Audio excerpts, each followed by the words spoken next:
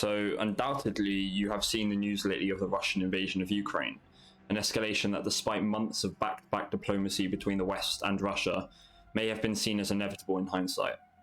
It's honestly difficult to imagine something like this happening in the 21st century, but perhaps not surprising. The history of these two nations is closely intertwined, with national narratives, overwhelmingly Russian, portraying them as fraternal neighbours and kindred states, linked through a common culture and language. This video will provide a whirlwind summary of important historical events and concepts to provide some context to the current crisis. The history of Ukraine is long and complex, so it won't be possible to cover everything, but I will split this video into two, as I think it would do a disservice to just cram everything in.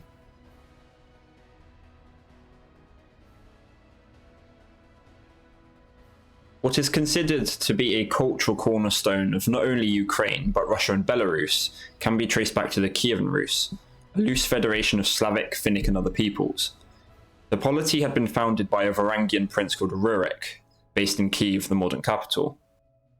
The Rurikid dynasty would later go on to rule Russia until the death of Vasily IV in 1598.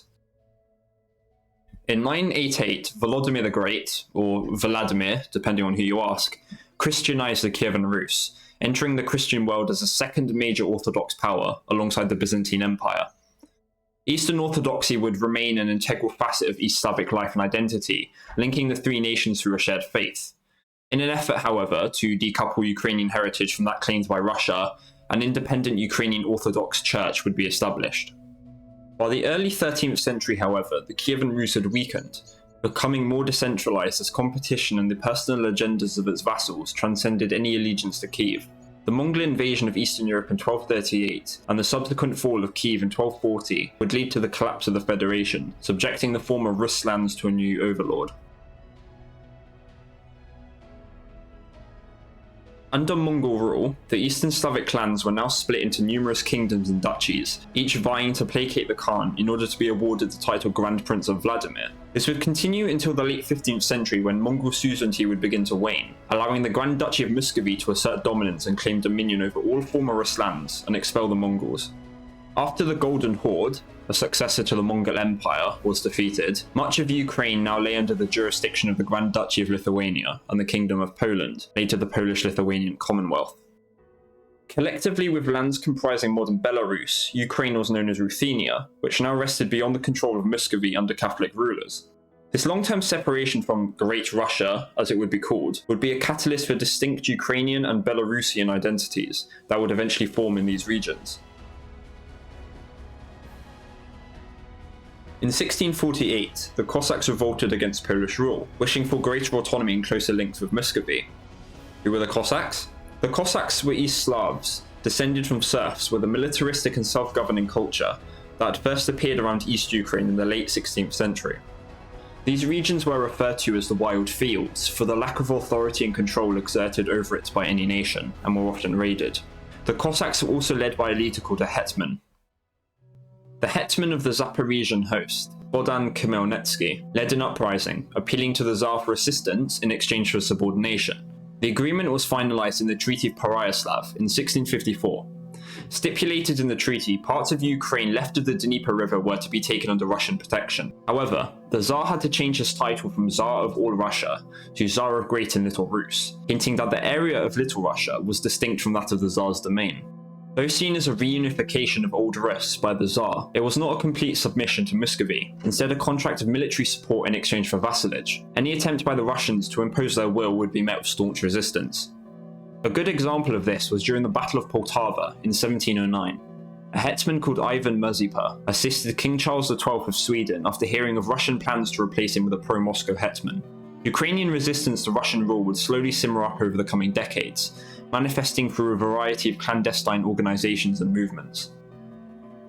Between 1772 and 1795, Poland-Lithuania was split between Russia, the Kingdom of Prussia, and the Austrian Empire, bringing what was seen as historical Ruthenian lands back into the empire once again.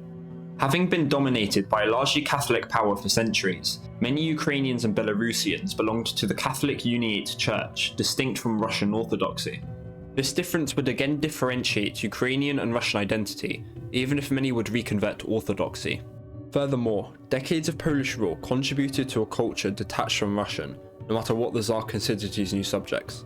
The desire for a sovereign Ukraine took new roots in the 19th century, coinciding with other national awakenings that were happening across Europe at the time. The Ukrainian language was slipping into the artistic mainstream of the Russian Empire, beginning a hot debate over whether Ukrainian was a distinct language from Russian, or merely just a dialect, derogatorily referred to as Malorussian or Little Russian. Despite this, the first short story in Ukrainian was published in 1833, and many plays and literature works would be printed in Ukrainian in the years following. Many prominent figures, two of the most famous being Mykola Kostomarov and Taras Shevchenko, wished for Ukraine to have greater autonomy and the unrestricted development of its culture and language, helping to kickstart a national awakening. Secret organizations, such as the Slavophile and later Ukrainophile movements, were set up to promote Ukrainian identity, undermining the concept of an indivisible Russia, with most of its activity centered within Austrian Galicia. Amongst the Ukrainophiles was Mikhailo Drahomanov, a chief proponent of advancing Ukrainian culture and part of the Hromada, one such secret society geared toward liberating Ukraine. In response, the Russian government claimed that a separate Little Russian identity was merely a Polish creation, and issued in 1863 what would become known as the Valuev Circular, banning the use of Ukrainian in literature. From then on, attempts to Russify the Ukrainian population would only ramp up. The long-held view that Russia was a single entity began to change, slowly morphing into a tripartite nation, composed of Russia, Belarus and Ukraine, each being integral to the empire with of course Russia being at the helm. So in the next video I'll go over the history of Ukraine from 1917 to 2022, as I feel it should be done some justice instead of just plonking everything into just one video. This is the first time I've done this sort of video, so I'm interested to know what you guys liked, what you disliked, what I could improve on. It also feels a bit weird saying, but if you enjoyed that, do leave a like and subscribe, because it does help a lot, algorithmically speaking and all that. So yeah.